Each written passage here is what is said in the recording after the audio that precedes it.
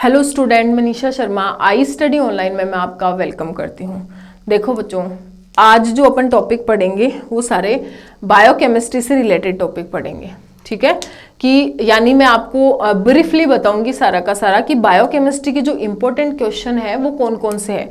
आपका जो पेपर है एनिमल फिजियोलॉजी एंड बायोकेमिस्ट्री, उस बायोकेमिस्ट्री में जो इंपॉर्टेंट टॉपिक है वो कौन कौन से हैं, और इसके अलावा जो है वो बहुत सारे इसमें साइकिल्स दे रखे हैं। ठीक है, तो कौन कौन से साइकिल ऐसे हैं जो एग्जाम के पॉइंट ऑफ व्यू से वेरी वेरी इंपॉर्टेंट है। तो सबसे पहले मैं आपको क्वेश्चंस के बारे में बता दूं कि एग्जाम के अंदर जो है ये क्वेश्चन तो पढ़ के ही जाना, इससे बाहर जो है आपको क्वेश्चन नहीं मिलेंगे। ये मैं आपको एज ए प्रॉमिस कर रही हूँ। ठीक है कि ये जितने मैंने आपको क्वेश्चन में आज आपको बायोकेमिस्ट्री के जो क्वेश्चन बता रही हूँ उन क्वेश्चन से बाहर आपको पेपर में कोई भी क्वेश्चन नहीं मिलेगा। ठीक है, मतलब मिलने का मतलब ऐसा नहीं है कि और बहुत सारे और भी क्वेश्चन मिलेंगे, लेकिन 2 क्वेश्चन तो इनमें से आएंगे ही आएंगे बच्चों। और आपको करना कितना होता है, एक ही तो क्वेश्चन अटेम्प्ट करना होता है ना।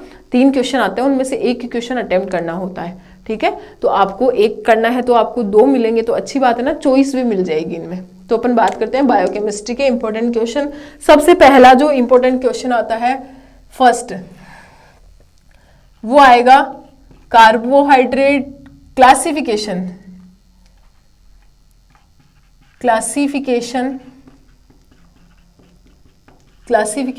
ऑफ कार्बोहाइड्रेट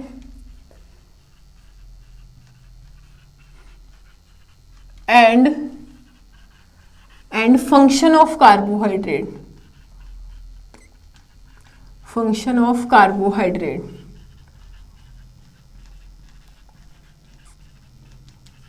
सबसे पहला क्वेश्चन क्या है, classification of carbohydrate and function of carbohydrate. Second जो क्वेश्चन रहेगा वो रहेगा आपके classification of protein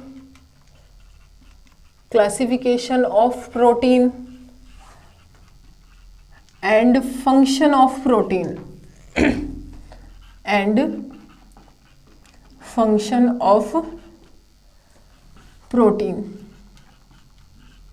classification of protein and function of protein. Third जो क्वेश्चन रहेगा वो रहेगा ग्लाइकोलाइसिस साइकिल। फोर्थ जो क्वेश्चन रहेगा वो रहेगा क्रेब साइकिल। फिफ्थ जो क्वेश्चन रहेगा वो रहेगा ETS, इलेक्ट्रॉन ट्रांसपोर्ट सिस्टम।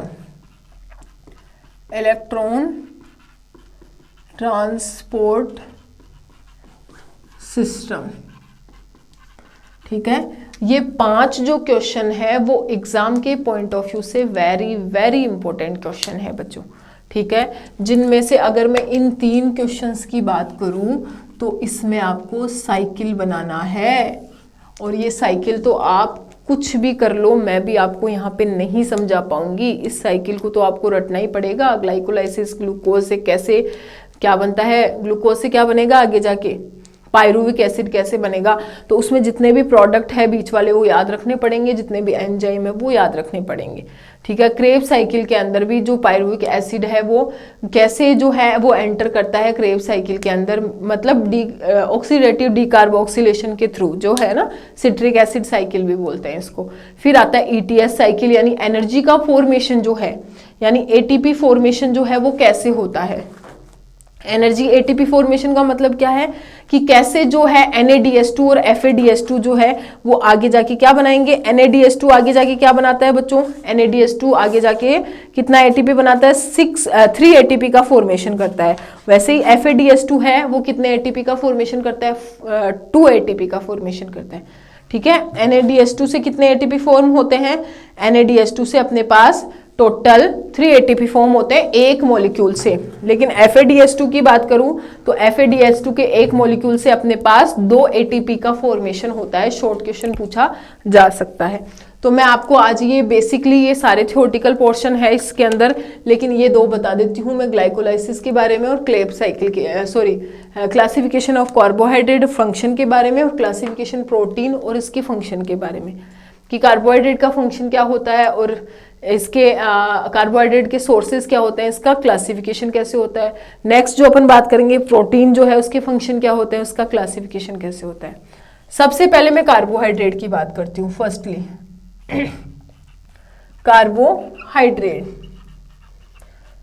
अगर कार्बोहाइड्रेट की बात करें तो कार्बोहाइड्रेट जो है वो मोस्ट अबुंडेंट बायोमोलिक्यूल है जो कि इस नेचर में पाया जाता है।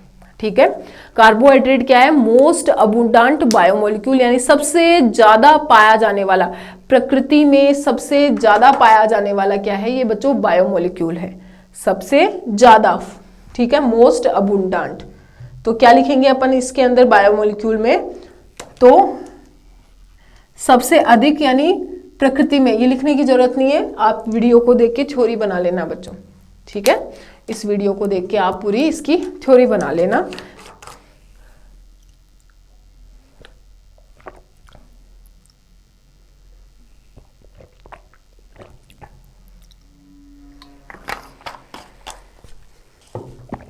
फर्स्टली अपन क्या बात करेंगे? कार्बोहाइड्रेट क्या होता है कि इस प्रकृति में पाया जाने वाला सबसे मोस्ट अबुंडेंट बायोमोलिक्यूल होता है, जो प्लांट्स में भी रिक्वायर होता है और एनिमल्स के अंदर भी रिक्वायर होता है, यानी प्लांट्स में भी प्रेजेंट होता है और एनिमल के अंदर भी प्रेजेंट होता है। नेक्स्ट अगर इसकी मैं बात करूं तो ये स्ट्रक्चरल और प्रोटेक्टिव एलिमेंट बनाता है एनिमल के, बैक्टीरिया के या प्लांट्स के, यानी स्ट्रक्चर का फॉर्मेशन करने का भी स्ट्रक्चरल एंड प्रोटेक्टिव एलिमेंट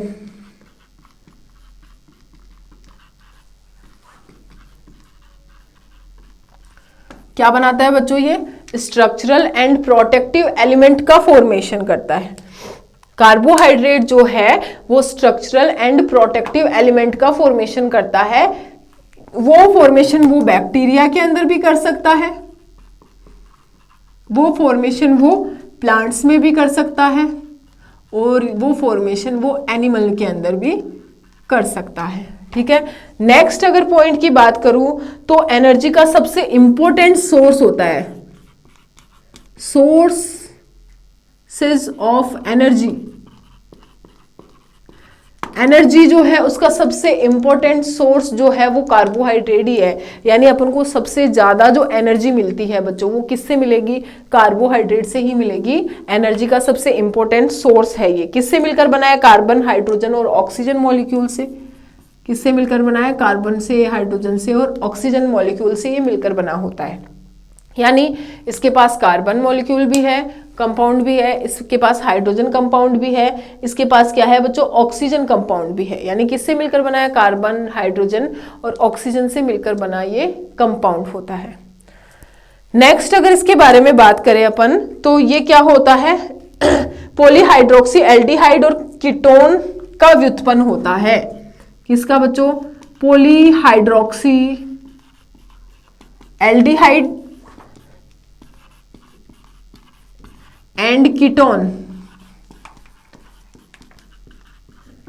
का डेराइव्स, हिंदी में लिख दूं व्युत्पन्न। पॉलीहाइड्रोक्सी एल्डिहाइड तथा कीटोन का क्या होता है बच्चों? ये व्युत्पन्न यानी डेराइव्स होता है। इसके बाद में अगर मैं बात करूं, इसका फॉर्मूला होता है CnH2ON। क्या है? CnH2ON, CnH2O और N, ये इसका फॉर्मूला है। C फिर N नंबर हो सकते हैं 1 2 3 4, H2O फिर N भी 1 2 3 4 कितने भी हो सकते हैं। ठीक है, और अगर एक प्रेजेंट है, इसकी मोनोमर यूनिट को क्या बोला गया है? इसको बोला गया है शुगर या सेकेराइड। जो कार्बोहाइड्रेट की मोनोमर यूनिट होती है, सबसे छोटी जो यूनिट होती है, उस छोटी यूनिट को अपन बोलते हैं शुगर या सेकेराइड। ठीक है, कार्बोहाइड्रेट की सबसे छोटी यूनिट क्या कहलाती है बच्चों? शुगर या सेकेराइड कहलाती है। अब मैं इसकी क्लासिफिकेशन की बात करती हूँ कि कार्बोहाइड्रेट का जो क्लासिफिकेशन अपन करें तो इसका क्लासिफिकेशन कैसे होता है। सबसे छोटी यूनिट जो है मोनोमर यूनिट, वो क्या है? शुगर। इसको ही क्या बोलते हैं? सेकेराइड। अब इसके क्लासिफिकेशन की मैं बात करूं, है ना, तो इसको 3 क्लास के अंदर डिवाइड किया गया है। इसके अगर क्लासिफिकेशन की बात की जाए तो इसकी 3 क्लास है, मोनोसेकेराइड, ओलिगोसेकेराइड और पॉलीसेकेराइड। क्या क्या है बच्चों? मोनोसेकेराइड सबसे पहली क्या है? मोनोसेकेराइड। दूसरी है इसमें बच्चों ओलिगोसेकेराइड। ओलिगोसेकेराइड। और थर्ड नंबर जो आती है वो थर्ड नंबर कौन सी आएगी बच्चों? पॉलीसेकेराइड।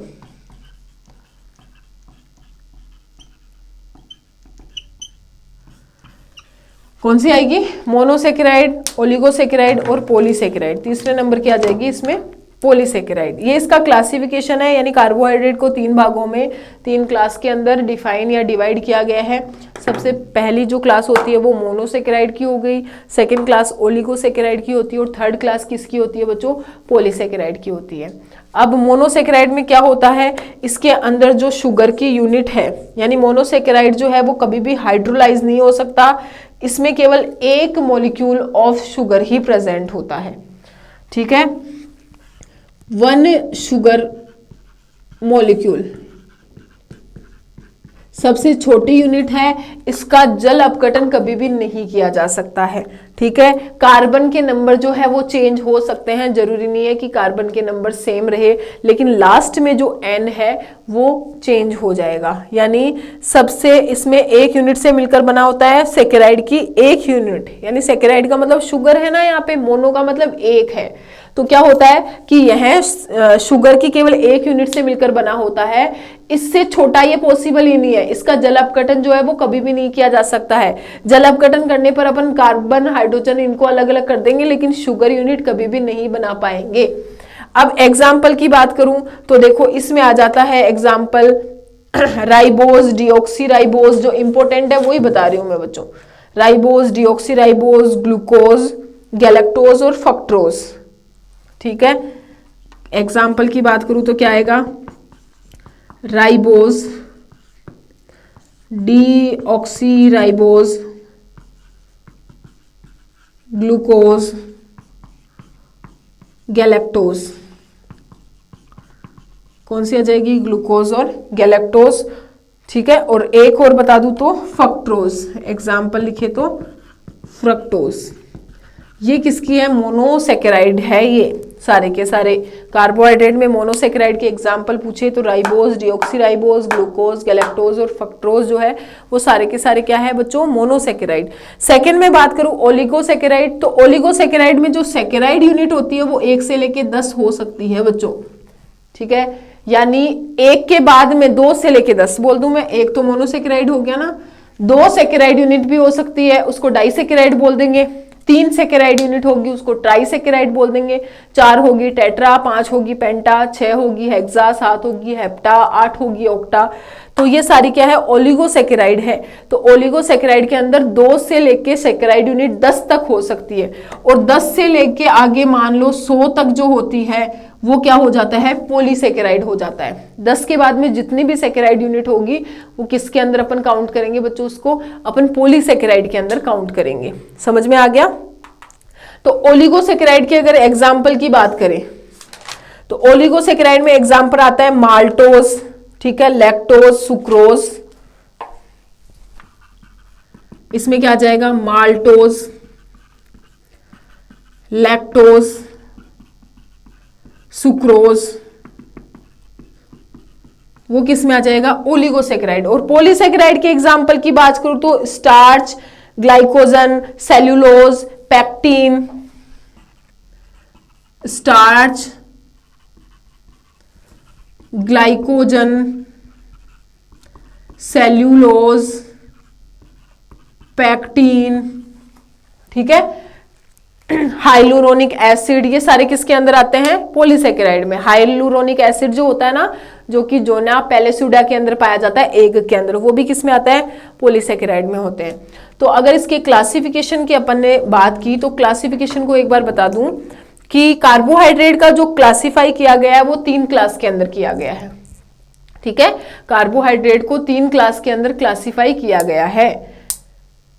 सबसे पहली जो क्लास है वो मोनोसेकेराइड है, दूसरी ओलिगोसेकेराइड है, थर्ड जो है वो पॉलीसेकेराइड है। यानी मोनोसेकेराइड, ओलिगोसेकेराइड और पॉलीसेकेराइड। मोनोसेकेराइड जिसमें शुगर की केवल एक ही यूनिट होती है। मोनोसेकेराइड क्या होगा बच्चों? वह सेकेराइड यूनिट, सेकेराइड जिसमें शुगर की कितनी, एक यूनिट होती है। ओलिगोसेकेराइड का मतलब 2 से लेकर 10 तक शुगर यूनिट प्रेजेंट होती है, और पॉलीसेकेराइड का मतलब 10 से लेकर 100 तक शुगर यूनिट प्रेजेंट होती है। ठीक है, एक शुगर यूनिट प्रेजेंट है तो मोनोसेकेराइड, 2 से लेकर 10 तक प्रेजेंट है तो उसको बोलते हैं क्या? ओलिगोसेकेराइड, और उससे ज्यादा है तो उसको क्या बोलेंगे अपन? पॉलीसेकेराइड। ठीक है, मोनोसेकेराइड के एग्जाम्पल है राइबोज, डिऑक्सीराइबोज, ग्लूकोज और गैलेक्टोज। ओलिगोसेकेराइड के हैं माल्टोज, लैक्टोज, सुक्रोज, और पॉलीसेकेराइड के हैं स्टार्च, ग्लाइकोजन, सेलुलोज और पेक्टिन। ठीक है, अब इनके फंक्शन की बात कर रही हूं मैं, इसको मिटा नहीं रही हूं, फंक्शन यहीं से ही बनाऊंगी मैं। तो अपन बात करते हैं फंक्शन कि इनके फंक्शन क्या होते हैं। ठीक है, तो सबसे पहले ये एनर्जी का सोर्स होते हैं। सबसे ज्यादा कार्बोहाइड्रेट जो है वो क्या होते हैं बच्चों? एनर्जी का सोर्स होते हैं। सबसे ज्यादा जो एनर्जी मिलती है अपन को, एनिमल्स को बोल दूं मैं अपन को, तो सबसे ज्यादा एनर्जी अपन को किससे मिलेगी? कार्बोहाइड्रेट से मिलेगी। तो ये फ्यूल की तरह वर्क करते हैं एनिमल में, यानी ईंधन की तरह काम में लिए जाते हैं, स्टोर्ड भी होते हैं। नेक्स्ट, ये किसी भी एनिमल और प्लांट के अंदर, मेनली प्लांट के अंदर उनकी स्ट्रक्चर वाला पार्ट भी बनाते हैं। अपने स्ट्रक्चर मेनली प्रोटीन का बना होता है, और प्लांट्स की बात करूं तो उसमें स्ट्रक्चरल एलिमेंट जो है वो कार्बोहाइड्रेट से बनता है। इसके बाद में मैं बात करूं तो ये मेटाबॉलिज्म में पार्टिसिपेट करते हैं। ठीक है, यानी अपना जो मेटाबॉलिज्म है ना, कार्बोहाइड्रेट मेटाबॉलिज्म, तभी तो बोलते हैं कि एनर्जी बनाने का वर्क करते हैं, एटीपी फॉर्मेशन करते हैं, इसलिए मेटाबॉलिज्म में पार्टिसिपेट करते हैं। देखो, राइबोज और डीऑक्सीराइबोज जो है वो न्यूक्लिक एसिड बनाने में हेल्प कर रही है ना, जेनेटिक कंपोनेंट का फॉर्मेशन कर रही है ना। ग्लूकोज, गैलेक्टोज, और ये एनर्जी का सोर्स है। फिर बात करते हैं स्टार्च, सेलुलोज, तो ये ग्लाइकोजन जो है वो एनिमल के अंदर स्टोर्ड फूड की तरह वर्क करता है, और स्टार्च जो है वो प्लांट के अंदर जो है वो स्टोर्ड फूड की तरह वर्क करता है। ठीक है, फिर सेलुलोज जो है वो कोशिका भित्ति का फॉर्मेशन करने का वर्क करता है प्लांट्स के अंदर। ठीक है, इस टाइप से हाइलुरोनिक एसिड अभी बताया मैंने आपको, जो कि ओवम की मेम्ब्रेन बनाने का वर्क करता है। इस टाइप से आप कितने सारे कार्बोहाइड्रेट की क्या बता सकते हो? सिग्निफिकेंट या इंपॉर्टेंस या फंक्शन बता सकते हो। ठीक है, ये समझ में आ गया बेसिक, उसको और डिटेल में आप पढ़ लेना चाहिए। तो मैंने बेसिकली इसको बताया कि कार्बोहाइड्रेट का क्लासिफिकेशन कैसे होता है। नेक्स्ट जो अपन बात करेंगे बच्चों, वो प्रोटीन की बात करेंगे। ठीक है, सेकेंड नंबर जो अपन डिस्कस करेंगे वो प्रोटीन के फंक्शन और उसका क्लासिफिकेशन की बात करेंगे। सबसे पहले अपन प्रोटीन का क्लासिफिकेशन देखेंगे, उस क्लासिफिकेशन के बाद में अपन उनके फंक्शंस की बात करेंगे।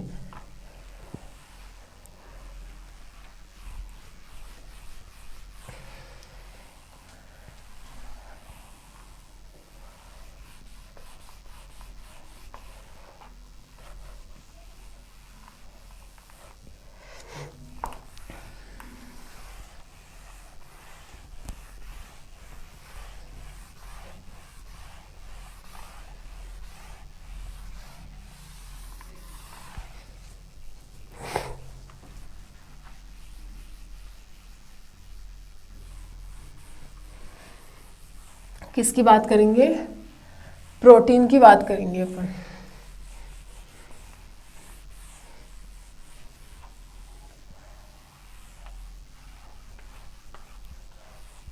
कि प्रोटीन क्या होती है और प्रोटीन के फंक्शन क्या क्या होते हैं।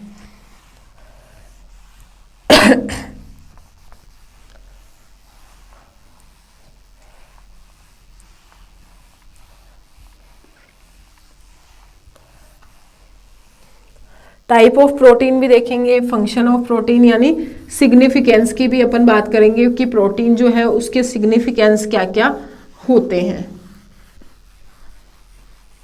ठीक है, किसकी बात करेंगे अपन? प्रोटीन के सिग्निफिकेंस की भी बात करेंगे।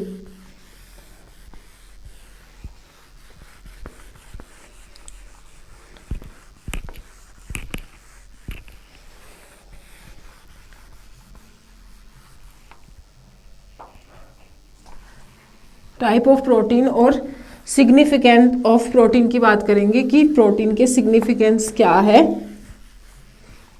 तो अपन बात करते हैं प्रोटीन या classification of protein.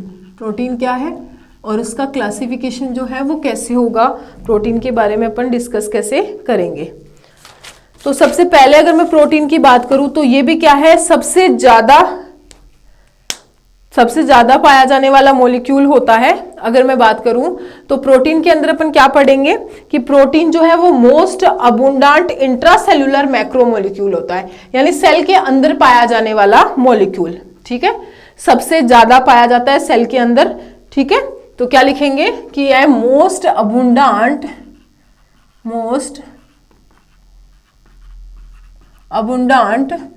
Intra cellular molecule, intracellular macro molecule होता है। ठीक है, प्रोटीन जो है वो क्या होता है, मोस्ट अबुंडेंट इंट्रासेल्यूलर मैक्रो मोलिक्यूल होता है, सबसे ज्यादा सेल के अंदर पाया जाने वाला मॉलिक्यूल होता है। दूसरा अगर मैं बात करूं तो यह एनर्जी का सोर्स भी होता ही है बच्चों, एनर्जी सोर्स। ठीक है, प्रोटीन से एनर्जी भी बनती है। सभी सेल के स्ट्रक्चर के लिए और उनके फंक्शन के लिए प्रोटीन की रिक्वायरमेंट होती है बच्चों। ठीक है, जितनी भी सेल है वो कैसे वर्क करेगी, सेल की जो फंक्शनिंग होगी, ऐसे बोल दूं कि जो सेल की फंक्शनिंग होगी वो कैसे होगी, तो सेल कैसे वर्क करेगी उसके लिए प्रोटीन की जरूरत है। यानी ये स्ट्रक्चरल कंपोनेंट बनाती है और फंक्शनिंग में भी हेल्प करती है। तो यह एनिमल के क्या बनाती है बच्चों, यह है एनिमल के स्ट्रक्चरल कंपोनेंट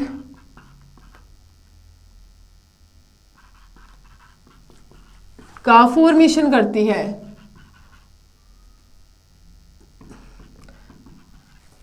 नेक्स्ट अगर बात करूं कि यह सेल फंक्शनिंग में भी हेल्प करती है, सेल फंक्शनिंग में भी हेल्प करती है। जो प्रोटीन है वो प्रोटीन किस में हेल्प करती है बच्चों, सेल की जो फंक्शनिंग है, सेल कैसे फंक्शन कर रहा है, तो सेल की फंक्शनिंग जो होगी वो भी किसके कारण होती है बच्चों, प्रोटीन के कारण। प्रोटीन रिक्वायर होता है सेल फंक्शनिंग के लिए भी। ठीक है, यानी मैं ऐसे बोल दूं प्रोटीन की आवश्यकता होती है सेल फंक्शनिंग के लिए। तो क्या बताया कि सबसे ज्यादा पाया जाने वाला इंट्रासेल्युलर मॉलिक्यूल है, सेल के अंदर पाया जाने वाला मॉलिक्यूल है, और वो भी मैक्रो मॉलिक्यूल है, क्योंकि प्रोटीन जो है वो अमाइनो एसिड से मिलकर बनी होती है। तो माइक्रो मॉलिक्यूल तो इसका अमाइनो एसिड है, लेकिन अगर मैक्रो मॉलिक्यूल की बात की जाए तो वो मैक्रो मॉलिक्यूल क्या है बच्चों, प्रोटीन है। नेक्स्ट अगर इसकी मैं बात करूं प्रोटीन जो है वो सारे के सारे किससे मिलकर बने होते हैं, अमाइनो एसिड, यानी एमिनो एसिड से मिलकर बने होती है। जितनी भी प्रोटीन है बच्चों, जितनी भी प्रोटीन है वो सारी की सारी जो है वो अमीनो एसिड से मिलकर बनी होती है। यानी बहुत सारे अमीनो एसिड जैसे ऐसे first, second, third, fourth, fifth, six, 7, 8 ऐसे बहुत सारे जुड़ गए, तो इसने क्या बना लिया, पॉलीपेप्टाइड चेन। और ये पॉलीपेप्टाइड चेन जुड़ती जाती है बहुत सारी, और किसका फॉर्मेशन कर लेती है बच्चों, प्रोटीन का फॉर्मेशन कर लेती है। ऐसे ही तो है कि बहुत सारे अमाइनो एसिड जो है, ठीक है, बहुत सारे जो अमाइनो एसिड है यानी बहुत सारे एमिनो अम्ल है, वो किसका फॉर्मेशन कर रहे हैं, बहुत सारे एमिनो अम्ल जो है वो फॉर्मेशन कर रहे हैं पॉलीपेप्टाइड चेन का, जुड़ते जाते हैं, पेप्टाइड बॉन्ड बनाते जाते हैं। यानी जुड़ेंगे, जुड़ते जाएंगे, किसका, पेप्टाइड बॉन्ड का फॉर्मेशन करते जाएंगे। साथ साथ में ऐसे पेप्टाइड बॉन्ड का फॉर्मेशन होता जाता है, और ये पेप्टाइड बॉन्ड से पॉलीपेप्टाइड चेन बनती जाती है। और पॉलीपेप्टाइड चेन जो है वो बहुत सारी पॉलीपेप्टाइड, 2 से 3 पॉलीपेप्टाइड चेन आपस में जुड़कर किसका फॉर्मेशन कर लेती है बच्चों, प्रोटीन का फॉर्मेशन कर लेती है। नेक्स्ट अब बात करते हैं टाइप ऑफ प्रोटीन की, कि प्रोटीन के जो प्रकार होते हैं वो कौन कौन से होते हैं, यानी टाइप जो है वो कौन कौन से होंगे। तो नेक्स्ट मैं बात करूंगी बच्चों टाइप ऑफ प्रोटीन।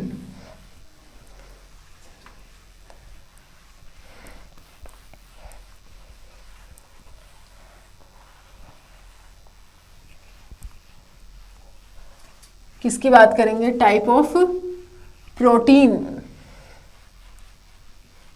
प्रोटीन के प्रकार की बात करेंगे।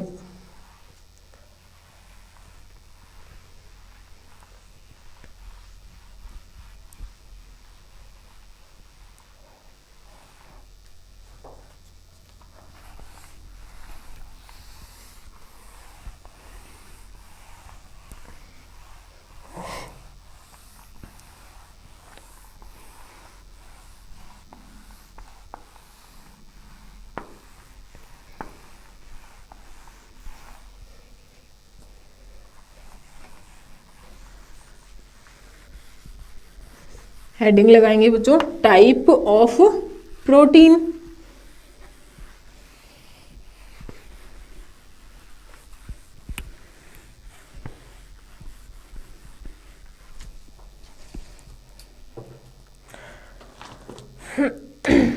तीन टाइप की बताऊंगी मैं बेसिस पे। टाइप ऑफ प्रोटीन पहले बताऊंगी on the basis of shape, on the basis of shape. Shape के बेस पे जो प्रोटीन होती है वो दो प्रकार की होती है, एक तो होती है ग्लोब्यूलर प्रोटीन, एक होती है फाइब्रस प्रोटीन। ग्लोब्यूलर प्रोटीन, ठीक है, जो गोलाकार शेप की होती है। एक fibrous protein, fibre like fibrous protein. एक तो कौन सी प्रोटीन हो गई बच्चों, ग्लोब्यूलर प्रोटीन हो गई, और सेकंड नंबर कौन सी हो गई, फाइब्रस प्रोटीन हो गई। ग्लोब्यूलर प्रोटीन की जो स्ट्रक्चर है वो लॉन्ग हेलिकल होती है, सॉरी ये वाली तो जो है वो लॉन्ग एंड हेलिकल होगी, और इसकी स्ट्रक्चर जो है वो कैसी होगी, राउंड, राउंड शेप, ठीक है। एक तो होगी क्या, लॉन्ग हेलिकल, और एक कैसी होती है, राउंड। ये फाइब्रस प्रोटीन जो है वो स्ट्रक्चरल सपोर्ट प्रदान करती है, स्ट्रक्चरल सपोर्ट टू ऑर्गन, ठीक है। ऑर्गन जो है किसी भी एनिमल की बात कर लूं, एनिमल, ऑर्गन नहीं एनिमल, टू एनिमल, कि एनिमल को कैसा स्ट्रक्चरल सपोर्ट जो है वो प्रोवाइड कौन सी प्रोटीन करवाती है, किसी भी एनिमल को स्ट्रक्चरल सपोर्ट प्रोवाइड कराने वाली जो प्रोटीन है, ठीक है। स्ट्रक्चरल सपोर्ट जो है वो प्रोवाइड कराने वाली जो प्रोटीन होगी वो कौन सी प्रोटीन होती है बच्चों, वो होती है फाइब्रस प्रोटीन, ठीक है। और ये कैसी होती है, ये फंक्शनल होती है, ये फंक्शनल सपोर्ट प्रदान करती है। एग्जाम्पल की अगर मैं बात करूं, जैसे ग्लोब्यूलर की अगर मैं बात करूं तो जैसे ग्लोब्यूलर की अगर बात करें, collagen protein, elastin, muscle protein, collagen, keratin, muscle protein यानी एक्टिन, मायोसिन, उनकी बात हो रही है, ठीक है। इलास्टिन, ये प्रोटीन कौन सी है, कोलेजन प्रोटीन तो अपने कनेक्टिव टिश्यू के अंदर प्रेजेंट होती है, केराटिन अपने स्किन के अंदर प्रेजेंट होती है, मसल प्रोटीन जो जैसे एक्टिन, मायोसिन वो हो गई, इलास्टिन प्रोटीन जो इलास्टिसिटी प्रोवाइड कराती है। वैसे ही फाइब्रस प्रोटीन की बात करूं तो एल्ब्यूमिन, ग्लोब्यूलिन, हिस्टोन, ठीक है, कौन सी हो जाएगी, एल्ब्यूमिन हो जाएगी, ग्लोब्यूलिन हो जाएगी, हिस्टोन प्रोटीन हो जाएगी, ठीक है। तो ये पहला था बेसिस ऑफ क्लासिफिकेशन में, कैसा, टाइप ऑफ प्रोटीन दो प्रकार की। सेकंड आता है बच्चों बेसिस ऑफ देयर कंपोजिशन, किससे मिलकर बनी होती है, उनके कंपोजिशन के आधार पर। कंपोजिशन के आधार पर जो प्रोटीन होती है वो तीन प्रकार की होती है, सिंपल, कॉन्जुगेटेड और डेराइव्ड्स। सिंपल जो केवल पेप्टाइड से ही बॉन्ड से यानी पॉलीपेप्टाइड चेन से ही मिलकर बनी होती है, जैसे हिस्टोन हो गई, ग्लोब्यूलिन हो गई, एल्ब्यूमिन हो गई, ये सिंपल प्रोटीन है। दूसरी होती है कॉन्जुगेटेड, जो किसी अन्य कंपोनेंट से भी मिलकर बनी होती है, जैसे आप नहीं सुनते मेटेलोप्रोटीन, क्रोमोप्रोटीन, ग्लाइकोप्रोटीन, लिपोप्रोटीन, यानी प्रोटीन तो है ही है, उसके साथ कोई दूसरा ग्रुप और जुड़ा हुआ है, उसको बोलते हैं अपन कौन सी, कॉन्जुगेटेड प्रोटीन। कंपोजिशन के बेस पर, protein on the basis of composition, तो कंपोजिशन के बेस पे जो प्रोटीन होती है वो तीन प्रकार की होती है, सिंपल जो प्रोटीन से ही मिलकर बनी होती है, जैसे हिस्टोन, ग्लूटामेन हो गई, ग्लोब्यूलिन हो गई। इसके अलावा जो होती है दूसरी कॉन्जुगेटेड, जिसमें प्रोटीन भी है और दूसरा पार्ट भी जुड़ा हुआ है, जैसे कोई लिपिड जुड़ गया तो लिपोप्रोटीन हो गई, जैसे अगर मैं बोल दूं न्यूक्लिक एसिड जुड़ गया तो क्या हो गई, बताओ मुझे, न्यूक्लियोप्रोटीन हो गई। अगर मैं जोड़ दूं कार्बोहाइड्रेट, ग्लूकोज जोड़ दी तो ग्लाइकोप्रोटीन हो गई, मेटल जोड़ दिया तो मेटेलोप्रोटीन हो गई। फिर डेराइव्ड प्रोटीन, जो कि प्रोटीन के व्युत्पन्न से बने उत्पाद होते हैं, तो जितने भी एंजाइम आते हैं ना वो किस में आते हैं, डेराइव्ड प्रोटीन के अंदर आते हैं। फिर एक बेसिस और आता है, किसके बेसिस पे?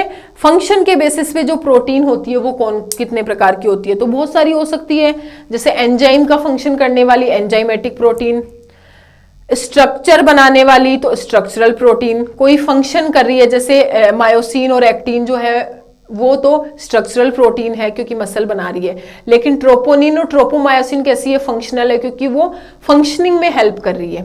ठीक है, वैसे ही नेक्स्ट अगर मैं बात करूं स्ट्रक्चरल प्रोटीन, फिर न्यूट्रिशन प्रोटीन हो गई, जो कोई फंक्शन रेगुलेट कर रही है वो रेगुलेटरी प्रोटीन हो गई। तो इस टाइप से फंक्शन के बेसिस पे भी जो प्रोटीन है बच्चों वो अलग अलग प्रकार की होती है, जैसे एंजाइमेटिक, स्ट्रक्चरल प्रोटीन, कैरियर यानी लेकर जाने वाली लाने वाली कैरियर प्रोटीन, न्यूट्रिशनल प्रोटीन, और इसके अलावा फंक्शनल प्रोटीन, इसके अलावा रेगुलेटरी प्रोटीन, ऐसे बहुत सारी प्रोटीन हो सकती है। तो इसको आप बुक से भी पढ़ना, ज़्यादा से ज़्यादा आप पढ़ने की कोशिश करोगे, आप ज़्यादा से ज़्यादा पॉइंट याद रखोगे ना तो आपको कुछ पॉइंट ही याद रहेंगे बच्चों, ऐसा नहीं है कि एग्जाम में आप सारे ही लिख पाओगे।